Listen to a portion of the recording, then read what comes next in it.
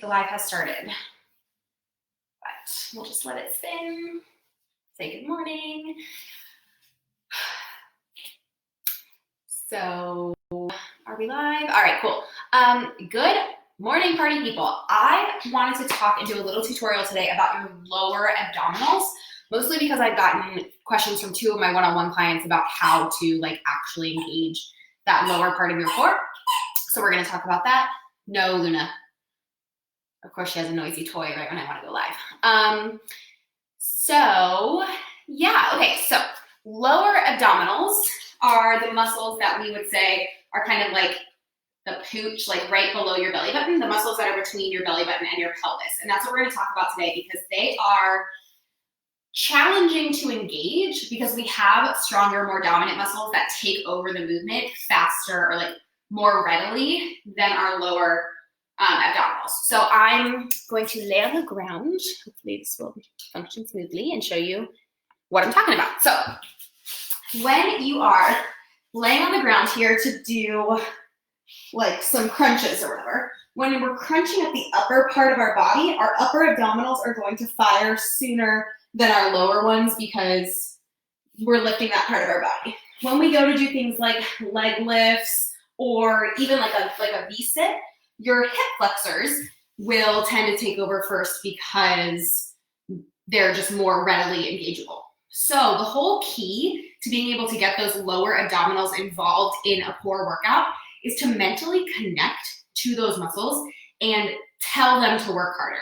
You have to actually concentrate on pulling those muscles inward towards your spine and really engaging them. So the way that I like to get that going is before you start working on your core work, you're gonna lay on the ground and do some core engagement drills. So that means take a big breath and let your belly puff up and then exhale and pull in as hollow as possible. And then take the extra step of connecting down here. So you're pulling your belly button inward towards your spine, almost down into your pelvic floor. So if you can actually kind of pull in, it almost feels like you're pulling in your private parts, but you're really engaging down here and just get that as flat and hollow as possible, okay? Once you made that connection, you'll feel it. And then anytime that you're doing a lower half leg movement, you can really focus on pulling that in. My favorite place to start to kind of practice getting that going is to do a 90 degree crunch. So you're gonna bring your knees up to 90 degrees, and then you're gonna exhale and pull that in, right? So I'm thinking as consciously as possible about pulling my lower abdominals inward and letting that engagement kind of go all the way down into my pelvis. I'm gonna keep my knees exactly where they are, and actually doing that, I'm gonna be engaging my lower core. And then when you go to crunch, you're gonna pull in there and make sure that stays nice and hollow and flat. So yes, I'm working my upper abdominals, but because my mental connection was with my lower abdominals, I'm engaging them better.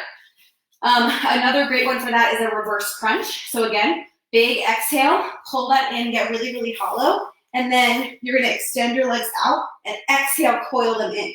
With a reverse crunch, you're trying really hard to keep your legs low, and every time you exhale in and pull those knees in, you're going to engage those lower abdominals.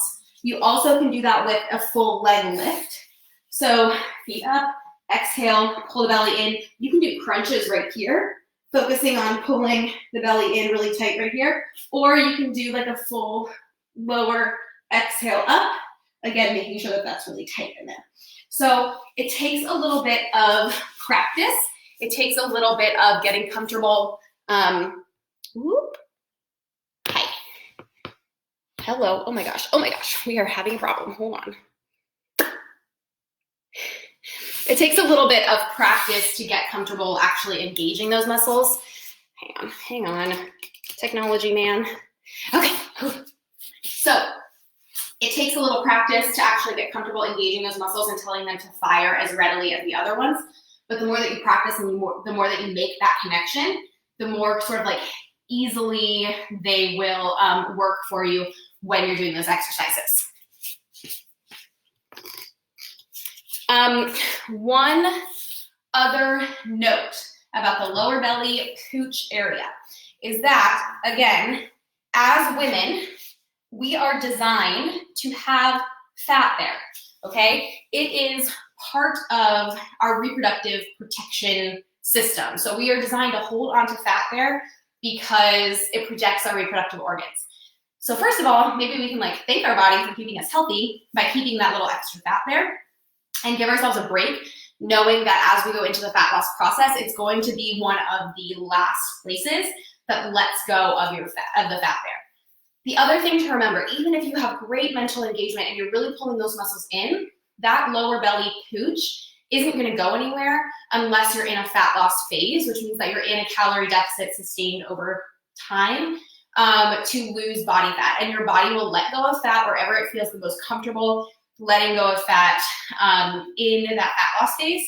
And you maintain that calorie deficit mostly due to your nutrition. So it's more than just like, what exercises can I do to work my lower belly? How can I mentally engage those muscles?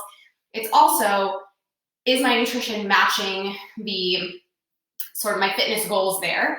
And am I able to sustain it over an extended period of time and be patient enough to let the fat loss kind of come off all around my body and eventually lose right there? So remember that you can work muscles. You can definitely mentally engage and work the muscles where you want to look lean and toned, but the actual leaning out part, especially, you know, in your lower belly as well, the fat loss part comes from a smart nutrition plan that matches your training. So I hope that was really informative and helpful. And if you have any questions, go ahead and drop them in the comments. I'm happy to answer anything else, or DM me, or let's get on a consultation call and talk about what's the best path for you. So talk to you soon. Hopefully that was helpful. Awkward. Okay, bye.